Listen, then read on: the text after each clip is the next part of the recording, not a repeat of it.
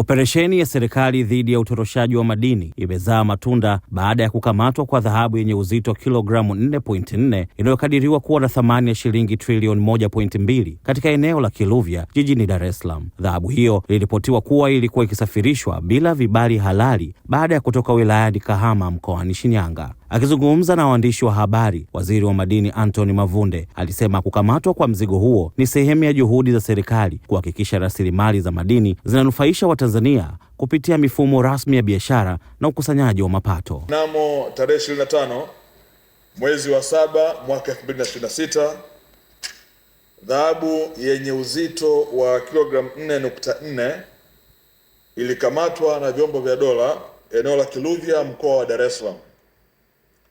Dhahabu hiyo ina thamani ya shilingi bilioni 1,438,458,594 na senti 42. Wakati wa utoroshaji wa dhahabu hii, maana yake haikupita katika mfumo rasmi, na hivyo serikali ilikuwa inakwenda kupoteza mapato ya takribani shilingi milioni 108,365,127. Dhahabu hii imekamatwa, imetaifishwa na hivi sasa ipo chini ya Benki Kuu ya Tanzania kama ambavyo sheria inaelekeza. Ndugu zangu waandishi wa habari, naomba nichukue fursa hii kuendelea kuwakumbusha umma wa Tanzania na hasa wadau wa kwenye sekta ya madini kuendelea kuzingatia sheria, taratibu na kanuni zinavyoelekeza za biashara ya madini hapa nchini Tanzania. Hali hii ya utoroshaji wa madini inapelekea nchi yetu kupoteza mapato mengi sana ambayo mwisho wa siku yangekwenda kutafsiriwa katika kuboresha huduma za kijamii ikiwemo elimu pamoja na afya.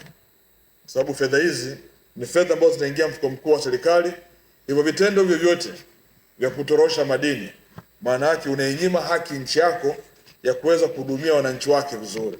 Nataka nitoe rai kwa wadau wote wa kwenye sekta hii waendelee kuzingatia taratibu za sheria.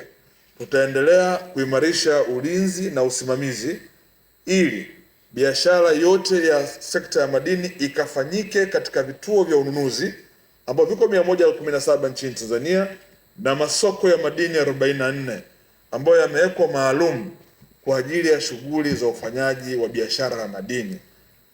Mtu yoyote ambaye atakutwa na madini pasipokuwa na kibali maalum na hajapita katika masoko, atambue kwamba madini hayo ni mali ya serikali na yatataifishwa, yatahifadhiwa Benki Kuu ya Tanzania.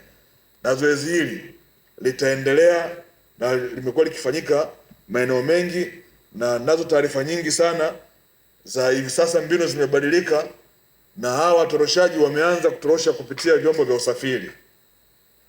Mmeona kwenye zoezi hili huyo mtu katoka Kahama mpaka kuja Dar es Salaam hapa, na si mara ya kwanza. Hivyo naielekeza task force ya Wizara ya Madini kuhakikisha watuhumiwa hawa wanahojiwa vyema ili tumfahamu mtu ambaye anapokea madini haya hapa Dar es Salaam, ambaye ndo amekuwa chanzo na kichocheo cha mara zote kufanya biashara hii kupitia watu hawa. Lazima tutibu mzizi wa tatizo. Kuwakamata hawa ambao tumewakamata sio suluhisho, lakini walikuwa wanapeleka wapi ndio jambo muhimu sana.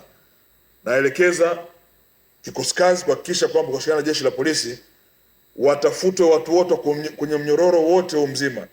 Nataka wapatikanike na wote wapelekwe mbele ya vyombo vya sheria. Lakini pia iwapo muhusika alikuwa ana leseni ya ufanyaji wa biashara ya madini, maelekezo yangu yamekuwa ni kwamba mtu yote ambaye tunamkamata hivi sasa tunamfutia leseni tunamfutia dealer license, lakini vile vile blacklist. Hata fanya biashara hii tena ya madini. Kama kuwahi kufanya biashara nyingine au kufanya shughuli nyingine za kilimo na ufugaji, basi ndo atatafuta namna nyingine ya kuweza kuishi, lakini hata fanya tena kazi katika sekta ya madini. Nataka tuwaondoe watu wa namna hii. Kwa maelekezo yangu ni kwamba tutawa blacklist hao.